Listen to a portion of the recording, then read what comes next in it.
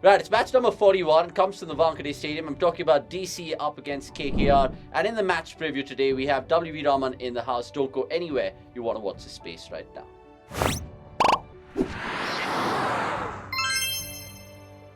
Yes, ladies and gentlemen, my name is Avnish Hegde, watching cricket.com. WV Raman, fantastic for you to join us once again. How are you, sir?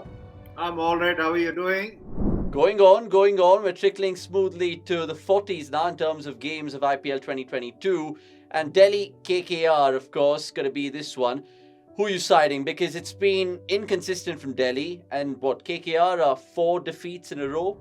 Yeah, at least in terms of playing the 11, DC seem to be far more certain as to what they want to do. But in terms of KKR, I think they're carrying on with the tradition of not being able to work out with their combination as far as their foreign players are concerned. It's always been a case with KKR.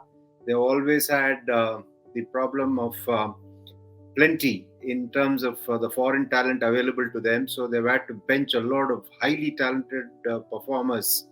But that problem seems to be continuing. It's not been sorted out as yet. Yeah, let's start this match preview by asking you about the opening slots of both teams. Now, you look at Warner and Shaw, they've been the key reason why Delhi have managed to stitch a couple of wins so far in the tournament. How good are they?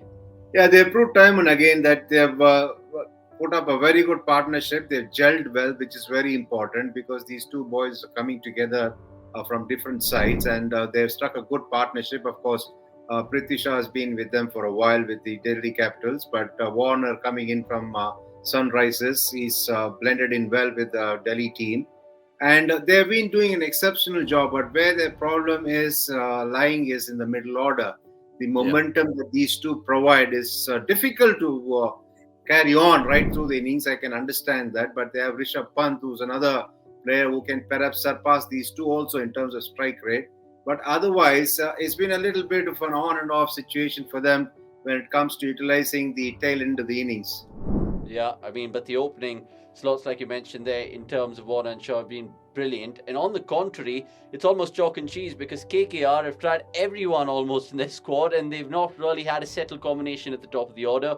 How big a concern is this for the Knight Riders?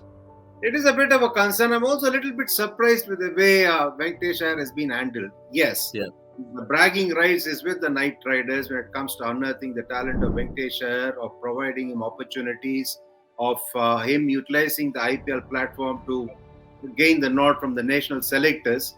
But there he was not used the way KKR used him in the Indian side. So, which meant that the franchisee had to reassure him, provide him that confidence this season as well by sticking him up the order where he did well for them last year. But unfortunately, he's been sent at different numbers, which has not done any good for his confidence either.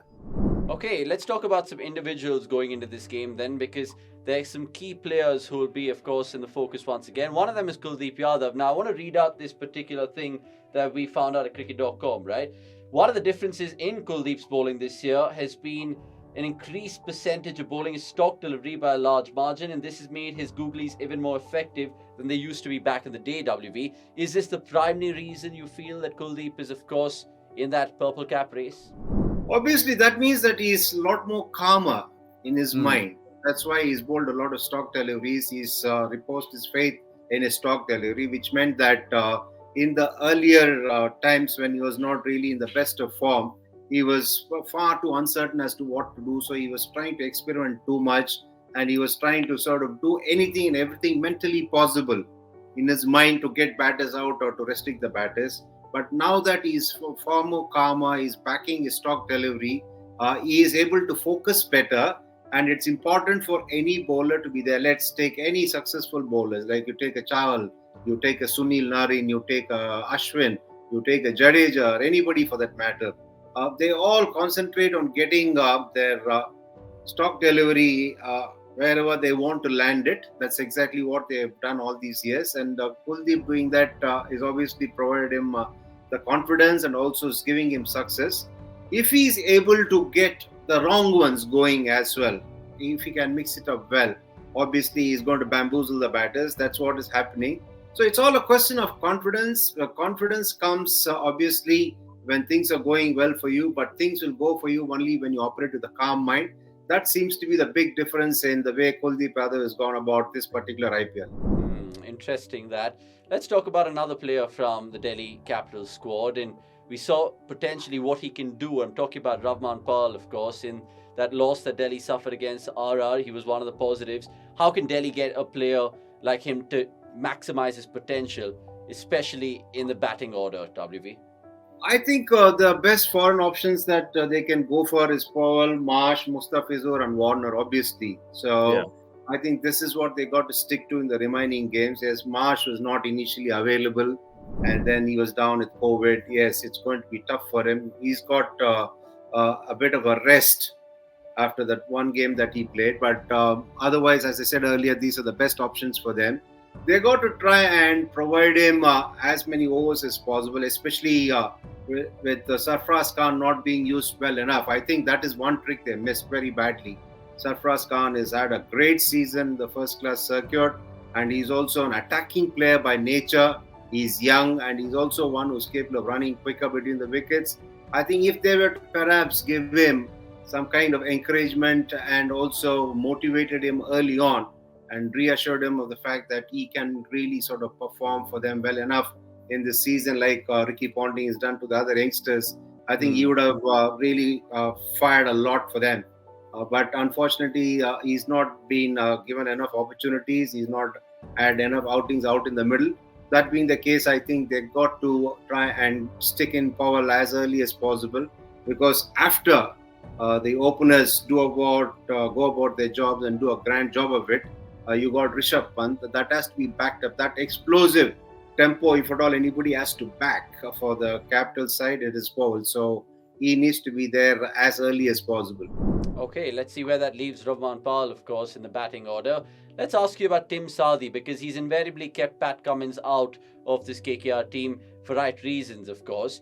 Now, how long do you think that will kind of be there for? Do you think they will wait a little bit longer with Tim and then kind of usher in Pat Cummins back into the 11? How will KKR play it? Yeah, it's an interesting thing for them, because two of their foreign cricketers are going to be fixed, like always, which is Andre Russell and Sunil Narine, which means they've got other two slots to play around with. I still maintain that Karunaratne should be one of the foreign cricketers for them. And then it will be a tactical move between Sam Billings, Aaron Finch, and of course Tim Southee, depending on where they are playing, who they are playing, and how the conditions are. So that is how it has got to be played out as far as KKR is concerned. But with the opening order being a problem, I think they'll probably find it a lot more difficult to zoom in on the four foreign cricketers, because if they're planning to stick either Finch or Billings, then you got to drop out Karunaratne, because they need a frontline bowler to do the job for them. So tough calls have to be made, and they also have to get that right for them to really get back to winning ways. Yeah, let's see if another Sri Lankan can make his debut in this year's IPL, of course, because we've seen quite a few so far.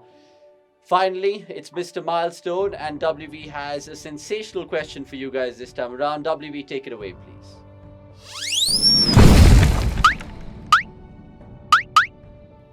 Okay, who do you think has got a chance of making his 350th appearance in the T20 format in this game? Yeah, let us know, and particularly in the comments below, and then stand a chance to win a cricket.com goodie bag. That was Mr. Milestone, and you can reach out to us in the email ID in the description. Right, finally, it's a prediction from you then, Delhi or Kolkata. I know what you said earlier, but just to reiterate your choice, what is it, sir? I think I'll go with the Capitals this game. Okay, Capitals is over the Knight Riders. Let us know in the comments below if you agree or disagree with the coach or us here at cricket.com. There's plenty more you guys can check out on the website. Until next time, it's a goodbye from me, Avnish Hegde, and WV as well.